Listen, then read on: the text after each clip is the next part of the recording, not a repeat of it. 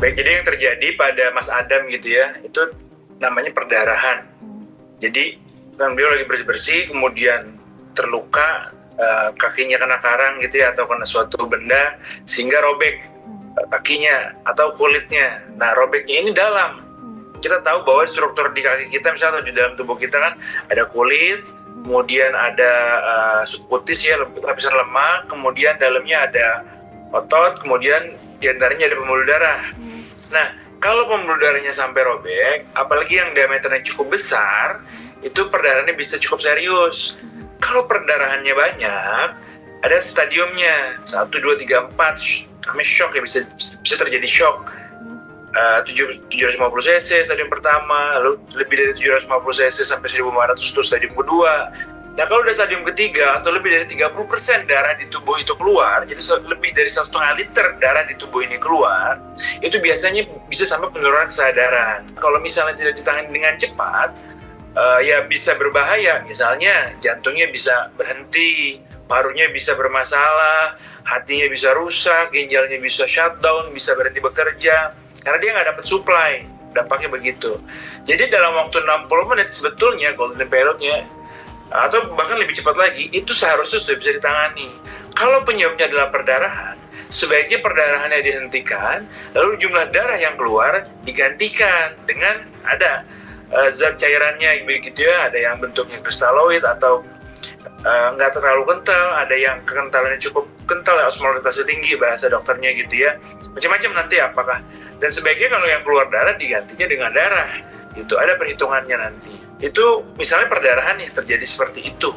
Nomor 1 sebetulnya harus ditutup sesegera mungkin. Kalau bisa yang tutup cuci tangan, kalau sempat, kalau nggak sempat ya tutup aja segera. Jadi tutup.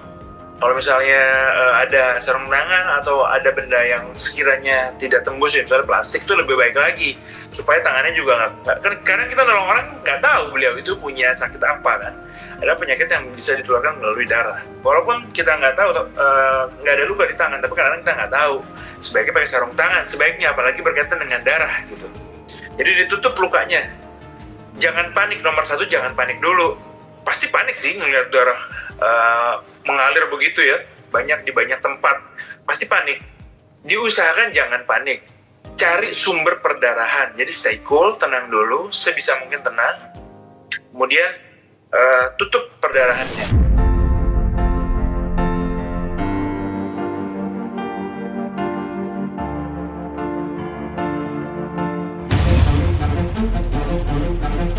Yang paling berbahaya itu kan adalah bisikan-bisikan sebelah. Udahlah kamu cerai aja sama A, udahlah kamu ngapa sih dapat lebih hebat lagi, itu hilangkanlah itu. Tidak akan ada istri sempurna, begitu juga tidak akan ada suami yang sempurna. Kalau misalnya suatu saat A nanti komplain kepada saya soal istri, ya saya juga akan bilang gitu. Bahwa tidak ada istri yang sempurna, itu nggak ada. Pertahankan apa yang kamu punya, percuma kamu ganti juga nanti belum tentu mendapatkan pasangan yang lebih baik. Dan saya akan kasih tahu, kalau ada pasangan suami atau istri yang selalu membangga-banggakan pasangannya, itu ada problem. Karena orang yang tidak ada problem, dia tidak akan bercerita apa-apa. There is no perfect husband, there is no perfect wife. Gini, buat saya, dan itu kelihatan banget ya ketika ngomong ya, ketika awal-awal mau ngasih petua buat Al gitu, yang sebelum dia sampai pada nggak ada perfect husband, nggak ada perfect wife gitu. Ketika dia bilang kamu nggak akan menemukan, nanti ada orang misalnya bilang bahwa ini ada yang lebih baik segala macam gitu. Itu kan lama-lama kata Ahmad Dhani, kata-katanya kan agak patah-patah tuh dibandingin awal tek polanya, belakangan tuh agak patah-patah. Wah, ini kayaknya bahas jelas kelihatan banget. Jadi buat saya Ahmad Dhani itu sebetulnya memberikan petua yang kalau saya bilang sederhana. Orang sekelilingnya akan nanya, Abdul ya, lu nggak ngaca ya? Ini kalau bahasanya itu lu who's talking gitu, siapa yang ngomong, woi gitu.